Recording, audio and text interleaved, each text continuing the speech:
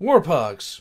So this is from Potential History, and this is called The History Behind Kantai Collection. And I know I didn't say that right. I absolutely know that that is not the way it's said, but I'm an idiot, so I'll give myself that pass. Now, the last time I saw anything from Potential History, it was about Girls in Panzer. And now we're looking into something else. And what J-Dog said is, if you know what this is, you will... Oh my god, I can't read. If you know what this is, you know it will be hilarious to see the complete mental breakdown when he realizes GUP isn't even close to the weirdest historical anime. Oh boy. So this is going to be one of those. Let's just jump into it. It's time to lose what's left of my soul. It's time to lose what's left of my faith in humanity. It's time to lose what's left of my mind. Warpugs, blame J-Dog for this. If this is terrible. If this is horrifying. All of Potential History's links are going to be in the description down below, right next to my own. Be sure to like, comment, and subscribe, and time to regret everything.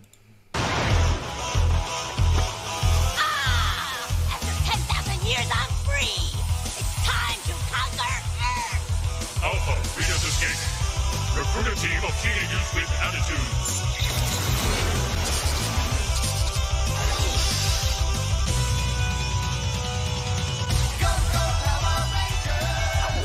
So this will most likely be my final anime video. I know. Calm down. It's over now. But if this isn't your thing, on Friday I'll be releasing a video where I bully the Panthers, so stay tuned for that. Okay. This is a Patreon request video on the historically influenced show Kantai Collections, which is based off a game from what I understand. But unlike Girls in Panzer, that spits trivia left and right, this show has historical references more in the lore of the world than ones outright said by the cast. Okay. Although there are a lot more towards the end. So the format of this video will be a bit different from the previous ones like this. The basis of this plot is very anime. Offensively anime, if you ask me. In Mighty Morphin Ship Girls, the world is under attack by vague bad guys, and girls, who are a personification of battleships, go out to fight with them on the high seas. But the history comes in with all the girls being named and modeled after battleships from the Imperial Japanese Navy in World War II. I actually had a fun time looking up their real-life counterparts as they were introduced to the show, and seeing which ships survived the war. It was not that many. In relation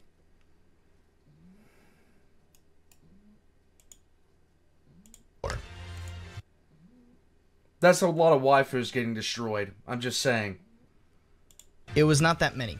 In relation to this, there seems to be a correlation between the size and class of the real-world ship to the physique of the character playing it. About halfway through, I started thinking in depth about this, and realized that when Yamato came on, she would most likely have gigantic turrets.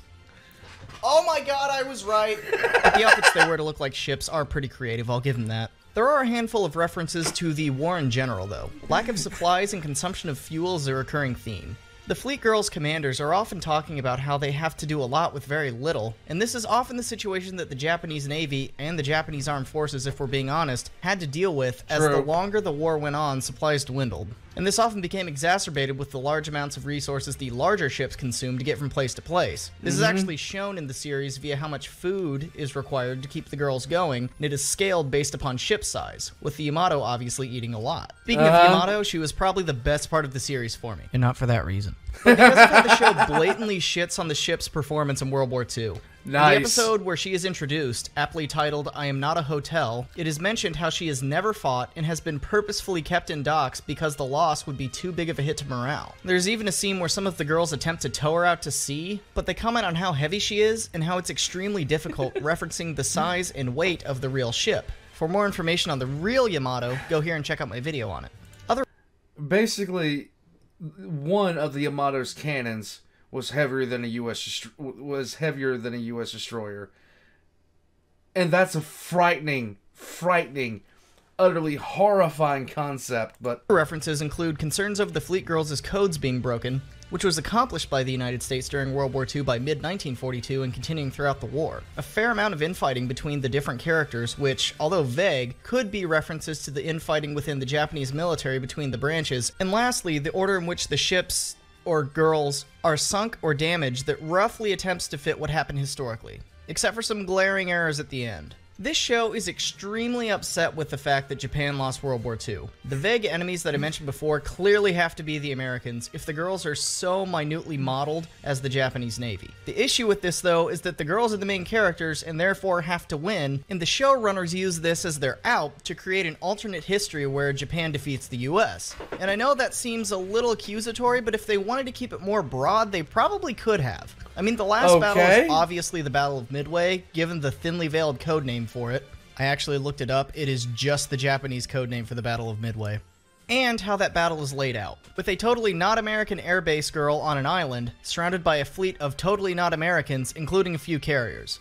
In the show, the fleet girls are fighting an uphill battle, vastly outnumbered, with carriers Akage and Kaga being damaged but not being sunk, and Yamato taking a large combat role being one of the elements that shifts the tide of the battle. And this is not how Midway went down at all. No. The Americans did have a slight numerical superiority, but the Japanese ran into problems more with their plan of attack and overconfidence going in that cost them the battle. And this, combined as well as a really bad time to refuel and rearm, with American code breaking providing the Japanese plans to the American command before the battle even started, is probably what won the United States the victory. I'm not a huge fan of the phrase miracle at Midway. The battle was probably up for either side to win. The Americans just fought and conducted themselves better, winning the battle.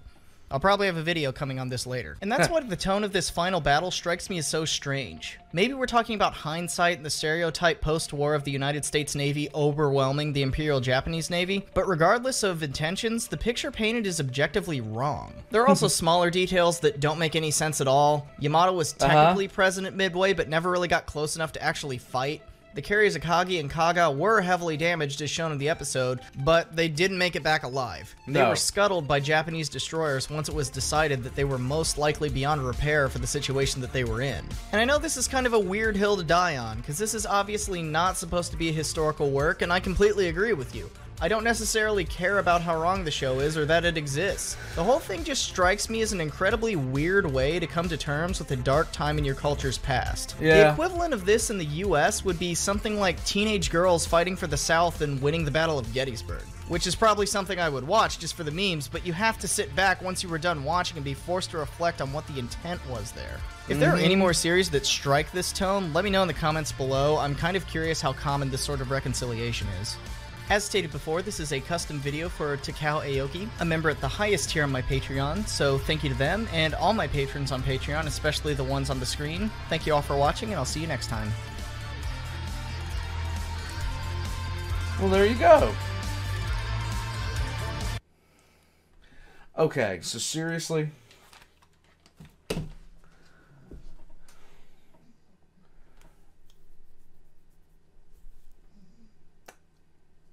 There have been several instances where I have been watching some anime with the wife, and all I can do is sit there in slack-jawed amazement while I go, what in the world are they thinking?